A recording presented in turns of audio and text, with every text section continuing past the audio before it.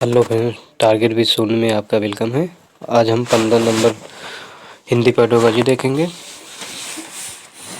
आप लोग बताना कि आप 15 में से कितना क्वेश्चन आपका सही हुआ है। पहला क्वेश्चन देखते हैं। बच्चे विद्यालय आने से पहले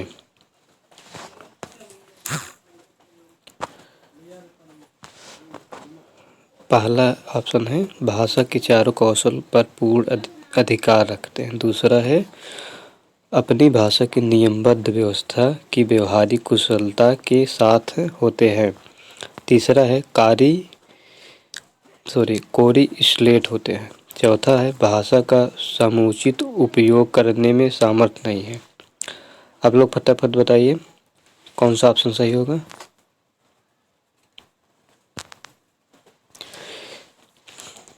इसमें दूसरा ऑप्शन सही होगा।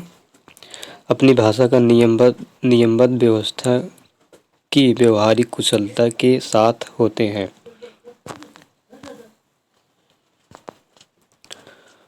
सैंतालीस क्वेश्चन है। गणित विज्ञान तथा सामाजिक विज्ञान की कक्षाएं एक तरह से भाषा की ही कक्षाएं हैं। इस कथन के सामर्थ्य में कौन सा तर्क सबसे कमजोर है। मतलब इसमें बताना है कि निगेटिव एक प्रकार से। पहला है विभिन्न विषयों के शिक्षण में भाषा शिक्षण एक मुख्य उद्देश्य होता है। दूसरा है विभिन्न विषयों का अवधारणात्मक समझ की अभिव्यक्ति भी भाषा विशेष में होती है। तीसरा है विभिन्न विषयों को अवधारणाएं किसी भाषा विशेष से बनती हैं। चौथा है विभिन्न विषयों के अध्ययन अध्यापन में भाषा साधन का कार्य करती है। आप लोग बताइएगा कौन सा ऑप्शन सही है।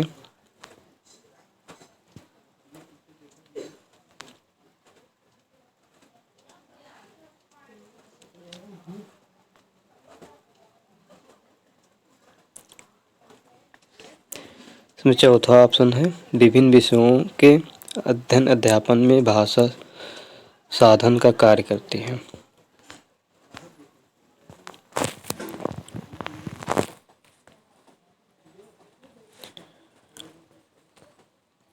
अड़तालीस प्रश्न है।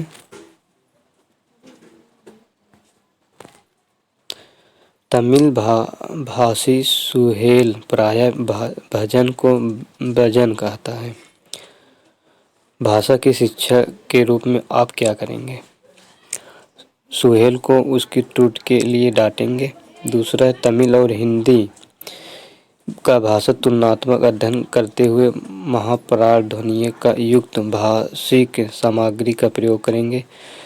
तीसरा है सुहेल को बताएंगे कि सही शब्द भजन है। चौथा है भजन शब्द का बार बार उच्चारण कराएंगे। आप लोग बताइएगा कौन सा ऑप्शन सही होगा।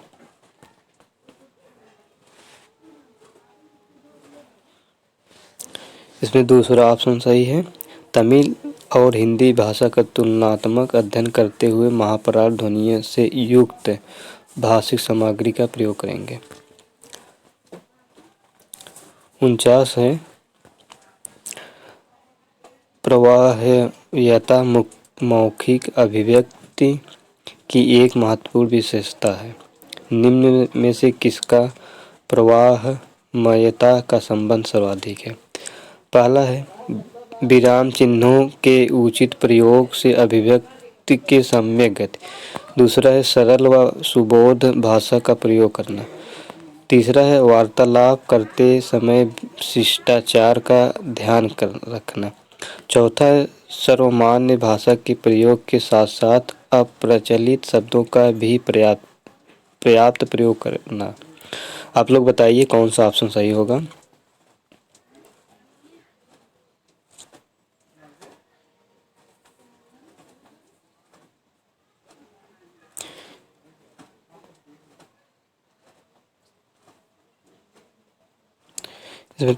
इसमें पहला है विराम चिन्हों के उचित प्रयोग से अभिव्यक्ति में सम्यक गति।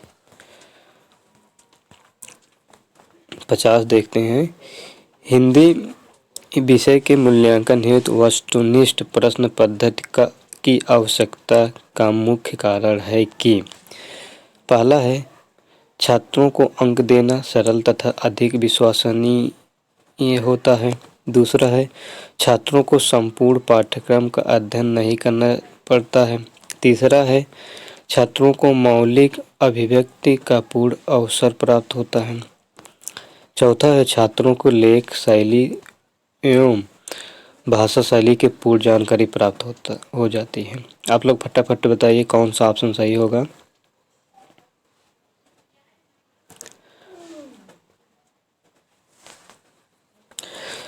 पहला ऑप्शन सही है, छात्रों को अंक देना सरल तथा अधिक विश्वसनीय होता है।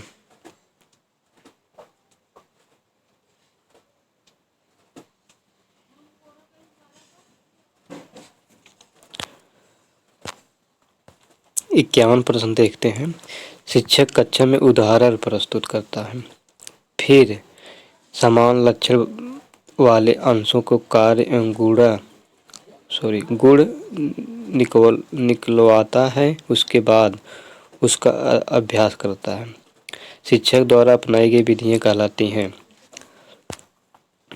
पहला है आगमन विधि, दूसरा है प्रयोग विधि, तीसरा है समवाय विधि, चौथा है खेल विधि। आप लोग बताइए कौन सा ऑप्शन सही होगा 51 का।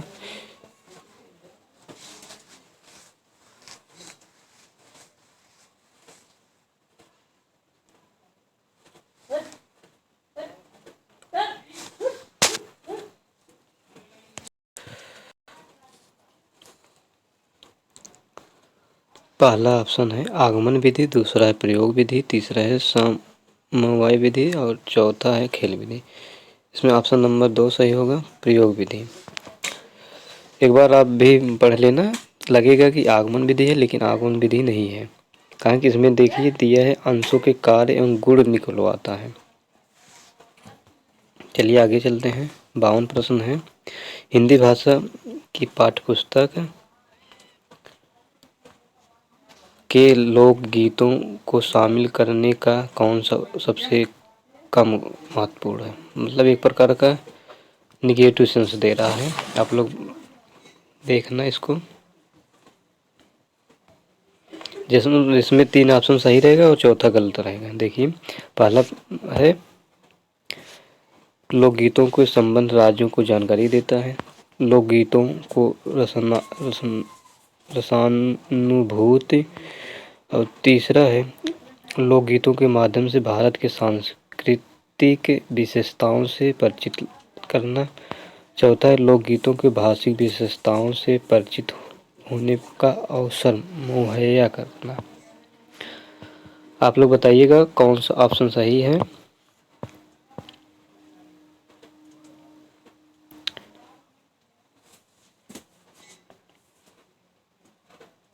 इसमें पहला है लोकगीतों के संबंध में राज्यों को की जानकारी देना। 53 है भाषा की प्रकृति के संबंध में कौन सा कथन उचित नहीं है, मतलब ये भी निगेटिव है।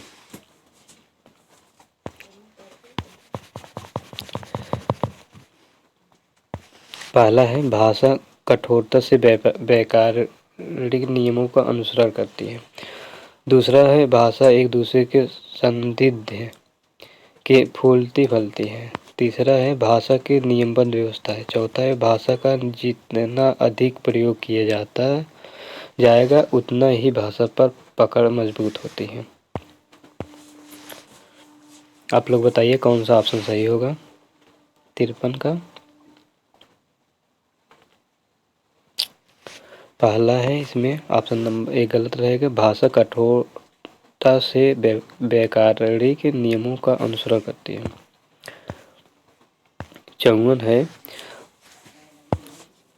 प्राथमिक स्तर पर आप कहानियों कविताओं के किस पक्ष को सबसे ज़्यादा महत्वपूर्ण मानते हैं, प्रत्यक्ष उपदेशात्मक, दूसरा कहानियों और कविताओं का व्याकरणिक नियमों को जानकारी दृष्टि के संबंध होना, तीसरा है घटनाओं शहरों पदों में दोहराव, चौथा है प्रतिष्ठित लेखकों को कहानी व कविताओं को बच्चों को पढ़ाई जाए।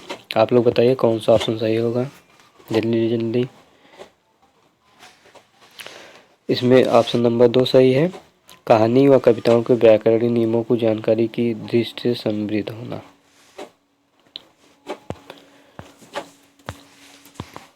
पचपन देखते हैं।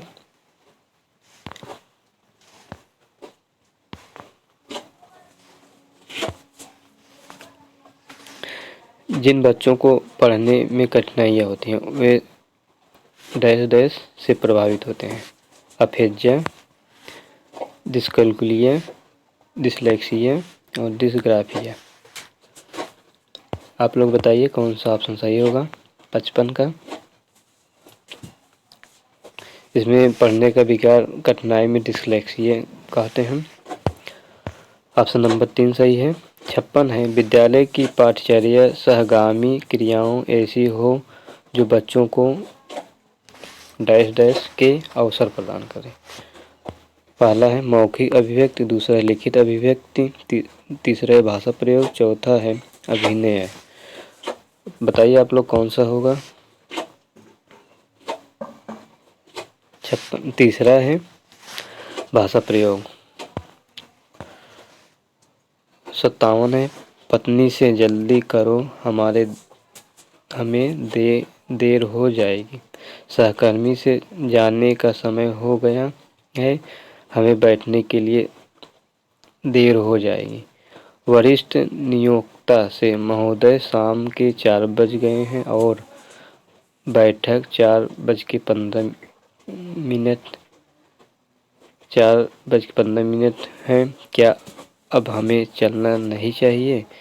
भाषा में इस भिन्नता को किस रूप में जाना जाता है। आप लोग बताइए। पहला है शुद्धतावादी, दूसरा है स्तर भिन्नता, तीसरा रजिस्टर मुहावरेदार। आप लोग बताइए कौन सा सही होगा 57 का। इसमें तीसरा है रजिस्टर। 58 है समूह प्रस्तुति के दौरान यदि किसी विद्यार्थी के द्वारा अनुचित व्यवहार प्रदर्शित किए जाता है तब एक अध्यापक होने के नाते आप क्या करना चाहिए। पहला है समुचित कक्षा के सामने उस पर चिल्लाएंगे, दूसरा उससे बात करेंगे,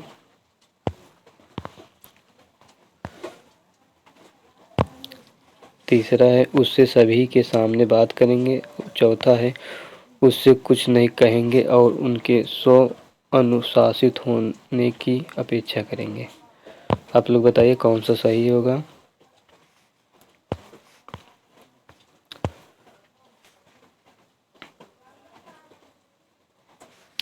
इसमें दूसरा है उससे बात करेंगे।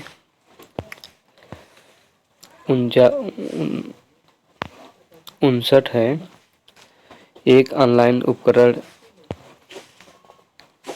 उपकरण है जो नए शब्दों, उनकी अर्थ, उच्चारण और वाक्य में प्रयोग का एक समुच्चय उपलब्ध करता है। निम्नलिखित में से कौन सा कौशल इस ऑनलाइन उपकरण के प्रयोग द्वारा निर्मित किया जाता है। पहला है दो भिन्न पाठ्य पुस्तकों में संबंध बताना, दूसरा दी गई पाठ्य सामग्री पढ़ना और तथ्यात्मक सवालों के जवाब देना, तीसरा है कहानी के घटनाओं के बारे में अनुमान लगाना, चौथा है दी गई पाठ्य सामग्री को प्रवाह पूर्ण पढ़ना। बताइए आप लोग कौन सा सही होगा।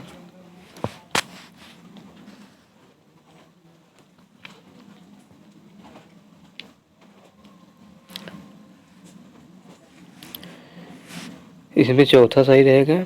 दी गई पाठ्य सामग्री को प्रवाह पूर्ण पढ़ना।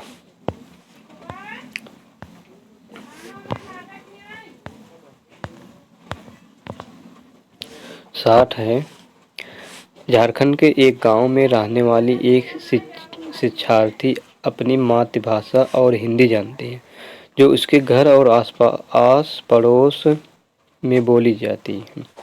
वह विद्यालय में अंग्रेजी सीखती है कौन सी भाषाएं भाषा अर्जन के और कौन सी भाषाएं भाषा अधिगम के अंतर्गत आती हैं? पहला है मातृभाषा और हिंदी भाषा अर्जन के अंतर्गत होती हैं। दूसरा है अंग्रेजी भाषा अधिगम के अंतर्गत आती हैं। तीसरा है हिंदी भाषा अधिगम के अंतर्गत आती हैं। चौथा है 3 भाषाएं भाषा अर्जन में आती हैं। आप लोग बताइए कूट में कौन सा ऑप्शन सही होगा? पहला है 1 और दूसरा सही है। दूसरा है तीसरा और चौथा सही है। तीसरा है पहला और चौथा। चौथा और दूसरा सही है। आप लोग बताइए कौन सा सही होगा 60 का? जो पहला होगा, पहला है मातृभाषा और हिंदी भाषा अर्जन के अंतर्गत होती हैं और दूसरा अंग्रेजी भाषा अधिगम के अंतर्गत आती है, इसलिए पहला और दूसरा है।